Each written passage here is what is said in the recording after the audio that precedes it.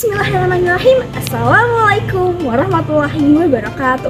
Alhamdulillahirrahmanirrahim. Wassalatu wassalamu ala Muhammadin sayyidi waladi adnan wa ala alihi wa sahbihi wa tabi'i ala madi zaman. Wa asyhadu an la ilaha illallah wahdahu la syarika lah al-munazzahu an bismiyati wa jihati wa zamani wa makan. Wa asyhadu anna sayyidina Muhammadan abduhu wa rasuluhu allazi kana khuluqul Qur'an amma ba'du.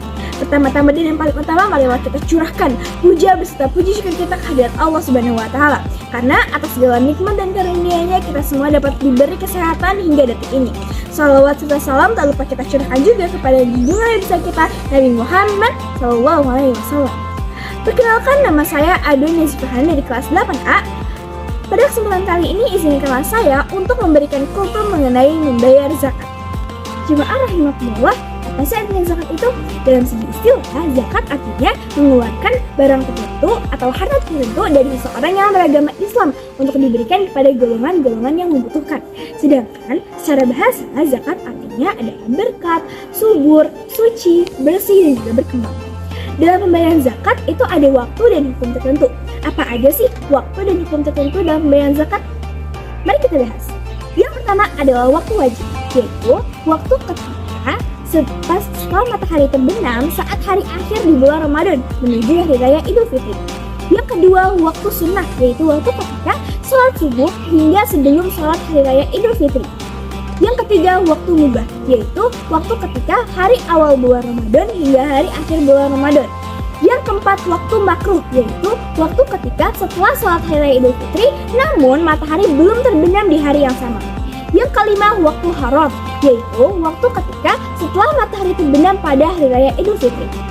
Jemaah rahimakumullah, tadi dalam pengertian zakat artinya kita mengeluarkan harta tertentu untuk diberikan kepada golongan-golongan tertentu. Nah, apa aja sih golongan-golongan yang berhak untuk menerima zakat? Ada 7 golongan orang-orang yang berhak untuk menerima zakat. Yang pertama adalah fakir. Fakir adalah orang yang tidak memiliki harta dan ia juga tidak bisa memenuhi kebutuhan hidupnya sehari-hari. Yang kedua, miskin. Miskin adalah orang yang memiliki harta, namun ia juga tidak dapat memenuhi kebutuhan hidupnya sehari-hari. Yang ketiga, amil. Amil adalah orang yang bertugas untuk mengumpulkan dan mendistribusikan zakat. Yang keempat, mu'alaf. Mu'alaf adalah orang yang baru memasuki Islam. Yang kelima, ghorimin. Ghorimin adalah orang yang terlilit hutang untuk mencukupi kebutuhan hidupnya, serta untuk menjaga kehormatan serta jiwanya. Yang keenam, fisabilillah. Fisabilillah adalah orang-orang yang berjuang, yang berjihad di jalan Allah Subhanahu wa Ta'ala. Dan yang ketujuh adalah Ibnu Sabil. Ibnu Sabil adalah orang-orang yang kehabisan biaya ketika dalam perjalanan untuk bertakwa kepada Allah Subhanahu wa Ta'ala. Jemaah rahimakumullah, zakat merupakan amalan yang wajib kita laksanakan setelah melaksanakan puasa selama 1 bulan penuh. Zakat yang kita keluarkan tidak akan membuat kita menjadi miskin. Justru sebaliknya, dengan adanya kita membayar zakat, Allah akan membersihkan harta kita dan Allah juga akan membuka pintu rezeki kita selebar-lebarnya. Sebagai umat muslim, kita wajib yang namanya untuk membayar zakat fitrah. Zakat fitrah sendiri apa sih artinya? Zakat fitrah artinya adalah memberikan bahan makanan pokok kepada golongan-golongan tertentu. Di antara golongan-golongan yang tadi disebutkan, ada 2 golongan yang paling berhak untuk menerima zakat fitrah. Yang pertama fakir dan yang kedua miskin. Tujuan kita untuk mengeluarkan zakat fitrah yaitu agar membersihkan jiwa kita dengan rukun dan syarat tertentu. Apa aja sih rukun dan syarat dalam membayar zakat fitrah? Mari kita bahas. Pertama-tama saya akan membahas terkait rukun dalam membayar zakat fitrah. Rukunnya itu ada 4. Yang pertama, niat. Yang kedua, adanya pemberi zakat atau muzaki. Yang kedua, adanya yang menerima zakat atau mustahik. Dan yang keempat adalah adanya barang atau makanan yang akan dizakatkan. Sedangkan untuk syarat dalam membayar zakat itu juga ada 4. Yang pertama, muslim. Yang kedua, merdeka.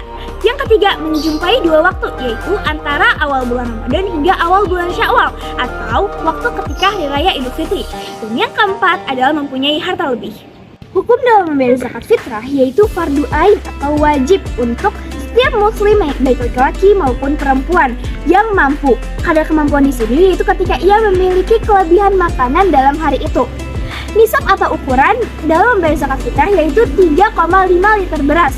Namun menurut mazhab Hanafi dapat membayarnya menggunakan uang sesuai dengan nisab.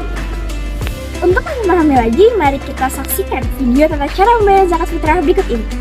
Assalamualaikum. Waalaikumsalam. Saya ingin membayar zakat fitrah untuk diri saya sendiri. Namanya siapa? Cantika Maulana Nasi. Uangnya mungkin bisa dipakai sini. Hafal ya? Apa? Bismillahirrahmanirrahim. Nawaitu an ukhriza zakata fitri an nafsi fardolillahi ta'ala. Diaminkan ya bunda.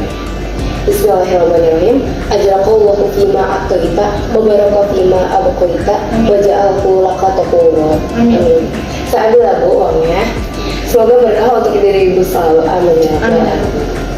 Masya Allah, tadi adalah video tentang cara dalam pembayaran zakat. Semoga dengan adanya video tadi dapat memudahkan para hadirin untuk lebih memahami dalam pembayaran zakat fitrah. Jemaah rahimakumullah, membayar zakat merupakan salah satu sikap orang yang beriman dan juga merupakan salah satu sikap calon-calon orang yang berpenghuni surga.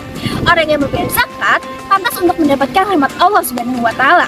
Allah akan menyuburkan harta bagi orang-orang yang membayar zakat sebagaimana dalam firman-Nya pada Quran surat Al-Baqarah ayat 277 yang artinya sungguh orang-orang yang beriman mengerjakan kebajikan, melaksanakan sholat, membayar zakat.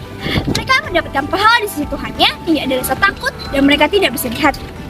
Maka dari itu, marilah kita senantiasa untuk berdoa kepada Allah agar dapat mensucikan hati, jiwa, dan pikiran kita dengan cara beramal, bersedekah, dan membayar zakat, apalagi di bulan Ramadan yang suci ini. Baiklah, mungkin itu saja yang dapat saya sampaikan. Mohon maaf bila ada salah kata atau salah perbuatan, karena sesungguhnya kesempurnaan hanyalah milik Allah Subhanahu wa taala. Uzur maqalah wa qazman kala. Lihatlah apa yang dibicarakan, jangan lihat siapa yang membicarakan. Saya ada dari Subhanan mau pamit undur diri. Terima kasih. Wassalamualaikum warahmatullahi wabarakatuh.